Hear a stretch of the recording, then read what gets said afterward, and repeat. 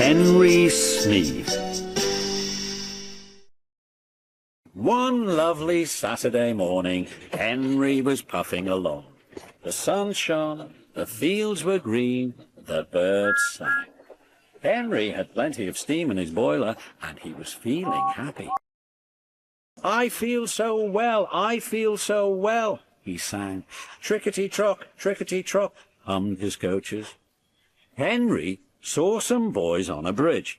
"Beep, beep, hello," he whistled cheerfully. "Beep, beep, beep," he called the next moment. "Oh, oh, ooh!" But the boys didn't wave and take his number. They dropped stones on him instead. They were silly, stupid boys who thought it would be fun to drop stones down his funnel. Some of the stones hit Henry's boiler and spoilt his paint. One hit the fireman on the head as he was shoveling coal, and others broke the carriage windows. "It's a shame, it's a shame," hissed Henry. "They've broken our glass, they've broken our glass," sobbed the coaches. His driver opened the first aid box, bandaged the fireman's head, and planned what he was going to do. They stopped the train, and the guard asked if any of the passengers were hurt. No one was hurt, but everyone was cross. They saw the fireman's bumped head and told him what to do for it, and they looked at Henry's paint. "Call the police!" they shouted angrily. "No," said the driver, "leave it to Henry and me. We'll teach those lads a lesson." "What will you do?" they asked. "Can you keep a secret?" "Yes, yes," they all said. "Well then," said the driver, "Henry is going to sneeze at them." "What?" cried all the passengers. The driver laughed. Henry draws air in through his fire and puffs it out with smoke and steam. When he puffs hard, the air blows ashes from his fire into his smoke box, and these ashes sometimes prevent him from puffing properly. When your nose is blocked, you sometimes sneeze. If Henry's smoke box is blocked, I can make air and steam blow the ashes out through his funnel. We will do it at the bridge and startle those boys. Henry puffed on to the terminus where he had a rest.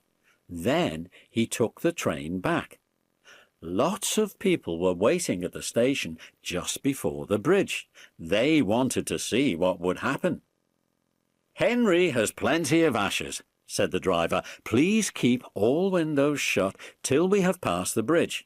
Henry is as excited as we are, aren't you, old fella?" And he patted Henry's boiler. Henry didn't answer. He was feeling stuffed up, but he winked at his driver. The guard's flag waved, his whistle blew, and they were off. Soon, in the distance, they saw the bridge. There were the boys, and they all had stones. "Are you ready, Henry?" said his driver. "Sneeze hard when I tell you." "Now," he said, and turned the handle. "Titcher! Titcher! Titcher!" Smoke and steam and ashes spouted from his funnel. They went all over the bridge and all over the boys, who ran away as black as soot. "Well done, Henry," laughed his driver. "They won't drop stones on engines again. Your coat is all black, but we'll rub you down and paint your scratches, and you'll be as good as new tomorrow."